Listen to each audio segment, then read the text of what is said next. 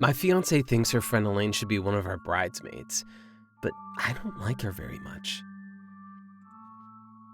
Even though the grooms aren't supposed to be excited and interested in their wedding preparations, I was.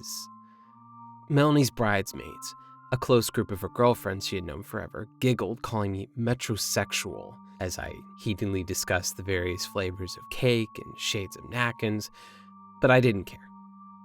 And when Melanie and I had a screaming row over the flower arrangements, lilies, really? Can we think just a little outside the box, darling? They actually took my side. I liked her bridesmaids fair enough. For the first year of our relationship, they had been an amorphous blob of vaguely interchangeable Melanie's girlfriends. And I never quite got round to learning their names. After all, Melanie mostly hung out with them without me. As the months passed, I learned there was a tall one, the curvy one, the one who looked like non-actress version of Juliana Margulies, and now the wedding preparations were fully underway. And I was starting to tell them a bit apart, but still, perhaps it was their habit of dressing in generally similar styles, often in each other's clothes, and doing their hair and makeup similarly too, that often led me to confuse them. But so long as they went along with the vision we had for a perfect day, it was all good. In fact, we were all talking about the bridesmaids' dresses when I first realized there might be a problem. Melanie casually mentioned Elaine, one of her bridesmaids. It didn't first register with me. Melanie kept talking about the dresses. But she really dislikes the sage green we've picked for the color of their dresses. I told her that was all you, darling. Suddenly my brain did a double take. Elaine, your childhood friend? Melanie nodded. Yeah, she's really excited for the wedding and to be a bridesmaid. She never got to be a bridesmaid while she was alive, and I'm just so happy to do this for her. I sat down heavily and suddenly and looked at Melanie, who was staring at her face carefully in the mirror, contouring her cheeks.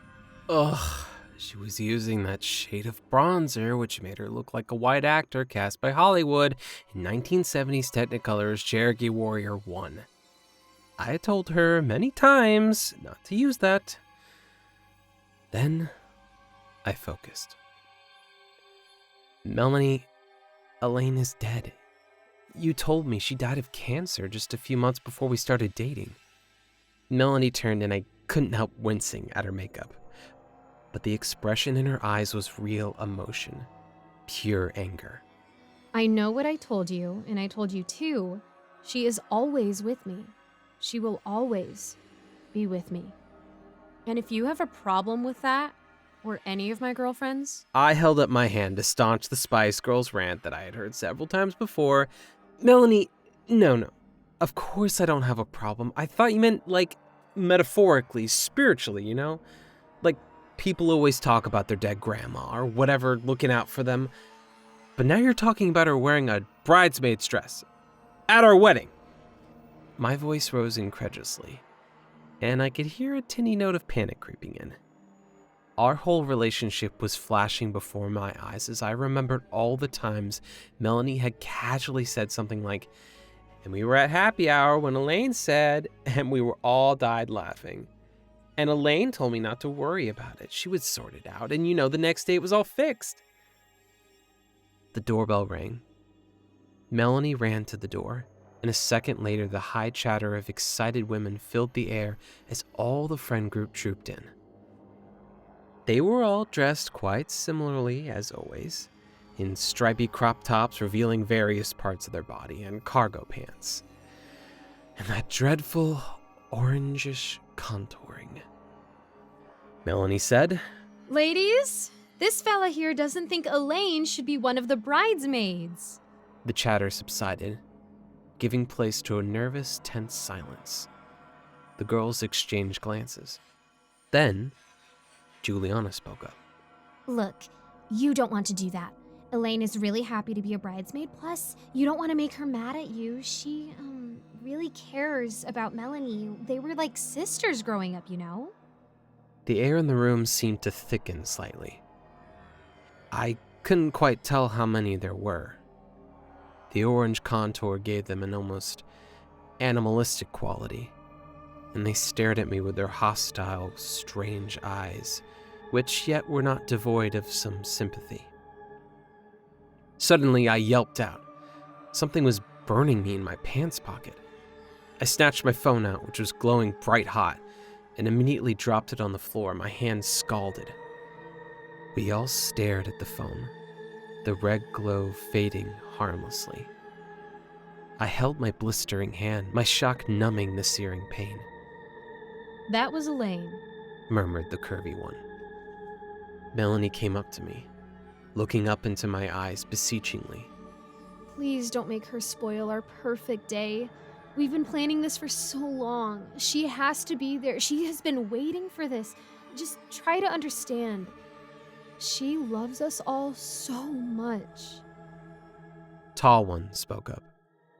Melanie passed a cyclist too close the other day driving home, and he gave her the finger. You don't want to know what Elaine did to him. She draws strength from caring for Melanie, you know. His head was almost cut off by his bike chain. It was wrapped so tightly around his throat. Melanie nodded solemnly. It cut right through his spine. I could see his vertebrae poking out, covered in blood.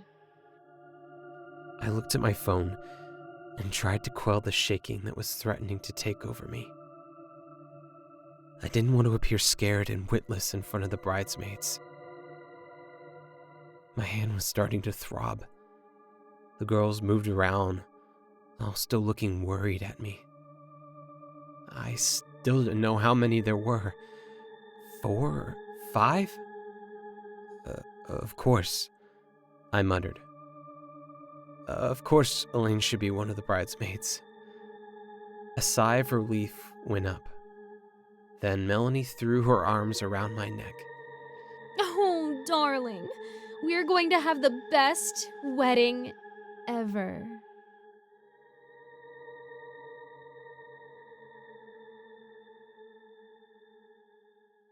Hello, everyone. Thank you so much for listening to this narration. I just wanted to give a quick thank you to all of my patrons who are subscribed over at my Patreon. We have a great big thank you from me to you, Alonzo, Kozak, Icy Narrates, Jesse Hartley, Andreas Anderson London, and Geek Sanctuary. Thank you guys so much for supporting me. If you would like to support too, just check out the links in my description. And thank you again for listening. I hope to see you all in the next video. Bye-bye.